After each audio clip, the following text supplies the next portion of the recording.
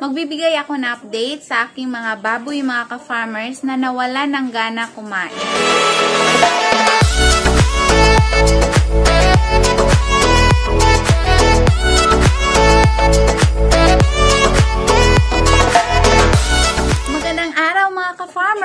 So, as I mentioned sa aking previous vlog na magbibigay ako ng update sa aking mga baboy mga ka-farmers na nawala ng gana kumain.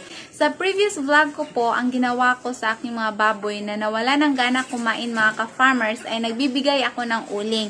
So, ngayon ay i-share ko sa inyo kung ano ba yung nagiging resulta. So, ito na po sila ngayon mga ka-farmers. Ayan. Sila po yung ating mga alaga mga ka-farmers na nawala ng gana kumain. At binigyan ko po ng uling mga ka-farmers. At ayan na po sila, bumalik na po ang kanilang gana sa pagkain mga ka-farmers. Wala na po tayong problema sa pagpapakain sa kanila. Itong mga alaga natin mga ka-farmers, nasa edad 2 months na po sila. Nag 2 months sila since walay mga ka-farmers. Last April 6, so ngayon is April 7. So kahapon pa mga ka-farmers sila nag 2 months. At ganito na po sila kalaki ngayon mga ka-farmers. Ang nangyayari kasi mga ka-farmers, nung nawalan sila ng gana sa pagkain, ay yung pagkain nila ay hinaluan ko po ng darak ng mais mga ka-farmers. Dahil yan naman po yung nakasanayan namin kapag ang aming mga alaga ay nasa grower stage na po, naghahalo na kami ng darak ng mais. Pero ang batch na ito ngayon mga ka-farmers, nung una kumakain po sila. So hindi ako nagka-problema sa kanila nung first ko pong i-introduce yung feeds na may halo ng darak ng mais dahil kumakain lang po sila mga ka-farmers. In fact, ang lakas po nilang kumain. Wet feeding po yun mga ka-farmers. Pero nang makaraan ng ilang araw, bigla silang walang gana kumain mga ka-farmers. Hindi po naubos yung usual na dami na binibigay ko sa kanila mga ka-farmers. Kaya nakadecide po ako na kailangan ko talaga na bigyan sila ng uling para manambalik po yung gana nila sa pagkain. At hindi po tayo nagkakamali mga ka-farmers dahil paghapunan nila, nanumbalik na po yung gana nila sa pagkain. Nauubos na po yung binigay kong pagkain sa kanila mga ka-farmers. So yun lang, hindi ko na hinaluan ng darak ng mais mga ka-farmers.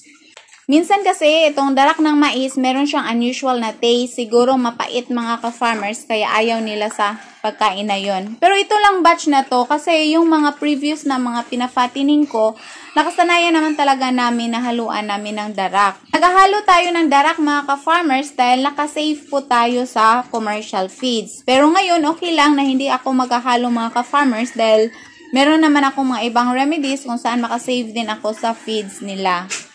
Na hindi naman makompromise yung kanilang paglaki at pagbigat mga ka-farmers. So, bakit ba uling po yung first na ibinigay ko sa kanila mga ka-farmers? Uling lang siya dahil hindi naman nagkasakit or hindi naman nagiging matamlay yung ating mga alaga. Kikita ko mga ka-farmers na siguro dahil lang po yun sa darak. So, kinuha ko po yung hinahalo ko na darak mga ka-farmers at ngayon ay naka-pure feeds na po sila. At okay naman po mga ka-farmers after nating mapakain ng uling.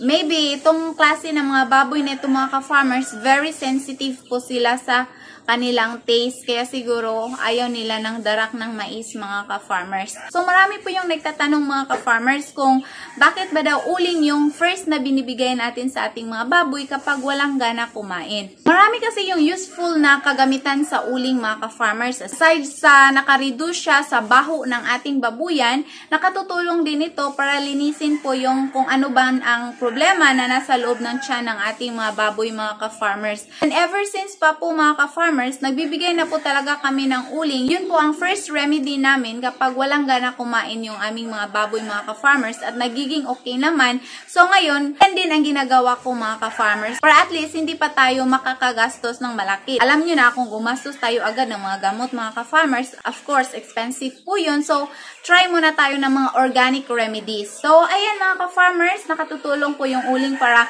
manumbalik po yung gana sa pagkain ng ating mga baboy. Meron din tayong ibang mga ka-farmers na nagtatanong kung pwede ba siya sa mga biik, mga ka-farmers. Yes, pwede po ang uling sa mga biik. Pero since yung ginagamit ko po ay yung uling na kahoy mga ka-farmers, so malaki po siya. So kung ipakain po natin siya sa biik, mas mabuti po na i-powder po natin siya mga ka-farmers para mas madali pong ma-absorb ng biik. Hindi po mahihirapan sa pagkain ang biik mga ka-farmers dahil sensitive po yung ating mga biik. Yung ginagamit ko po kasi palagi ay uling ng kahoy. Hindi ako gumagamit ng uling ng niyog mga ka-farmers kasi very thin siya. Manipis po yung sa niyog mga ka-farmers.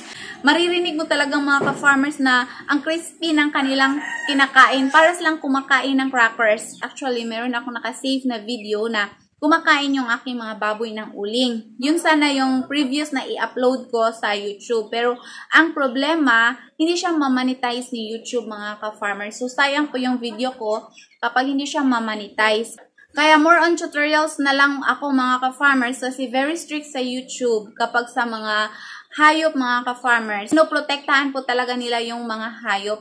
Pero hindi naman nakakasama sa baboy yung uling mga ka-farmers. Only, hindi siguro siya ma-accept ni YouTube na kumakain ng uling ang baboy kasi hindi naman talaga yan pang baboy ang uling mga ka-farmers. Then, ang itim-itim pa.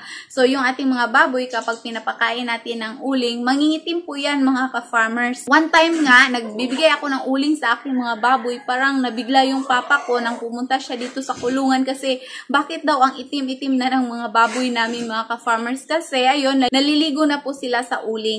So yan din yung disadvantage kapag nagpapakain tayo ng uling kasi mangingitim po talaga yung katawan nila mga ka-farmers. So, para sa ating viewer na nagtatanong na pwede ba siya sa biik, of course, pwede po siya sa biik. Lalo na po yung biik na merong diarrhea, mga ka-farmers, makatutulong po ang uling, pero i-powder lang po kapag sa mga biik. Then, meron din tayong ka-farmer na nagtatanong kung pwede ba siya sa buntis na baboy. Yes, pwede po ang uling sa buntis na baboy mga ka-farmers. In fact, nakatry din kami nung meron pa kami mga inahin dito, buntis. So, hindi kami gumagamit ng mga gamot mga ka-farmers kapag buntis yung aming mga inahin. Ever since po talaga, hindi kami gumagamit ng kahit na paracetamol. Lalo na po yung antibiotic mga ka-farmers kapag buntis ang aming mga baboy. So, yung first na ginagamit talaga namin ay uling kapag wala silang gana kumain.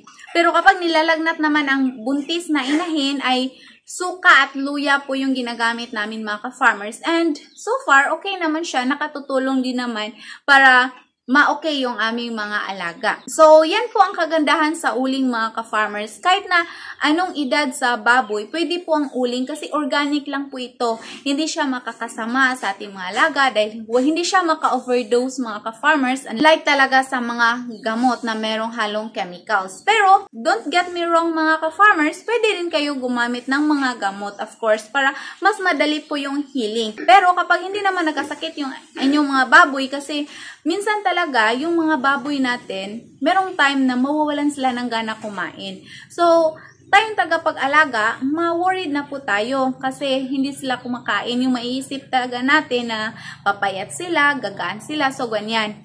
So, pwede nyo pong subukan ng uling mga ka-farmers if ever maka-encounter po kayo ng the same problem na na-encounter namin. Meron ding mga baboy mga ka-farmers na magsasawa sila sa feeds. So, ayaw nilang kumain. If that's the case na nagsasawa lang po ang inyong mga baboy sa feeds, huwag nyo pong palitan ng feeds mga ka-farmers. Or huwag nyo pong palitan ng brand ng feeds. Subukan nyo lang po ng uling at babalik lang po ang gana niyan sa pagkain mga ka-farmers. Dito sa channel ko mga ka-farmers, meron siyang pagkakaiba sa ibang channels kasi yung ibang channels gumagamit na agad sila ng mga iba't ibang antibiotics. Pero dito sa amin mga ka-farmers, gumagamit po muna kami ng mga organic. So more on organic lang po tayo mga ka-farmers. Pero kung talagang malala na po yung sakit na dinaramdam ng ating mga alaga, of course, gumagamit din tayo ng mga antibiotics or mga gamot na merong halong chemicals. Sa totoo lang mga ka-farmers, meron po tayong uling palagi dito sa babuyan. So, ayan, inilagay ko lang siya dito malapit sa farrowing area mga ka-farmers para anytime kung kailangan ko ng uling, so at least meron po akong magagamit. So, yan lamang po mga ka-farmers ang ating update na okay na po yung ating mga baboy nang bigyan po natin ng uling mga ka-farmers. So, if you have the same problem, pwede nyo pong subukan ng uling. So, thank you for watching mga ka-farmers. Thank you. God bless. Bye-bye.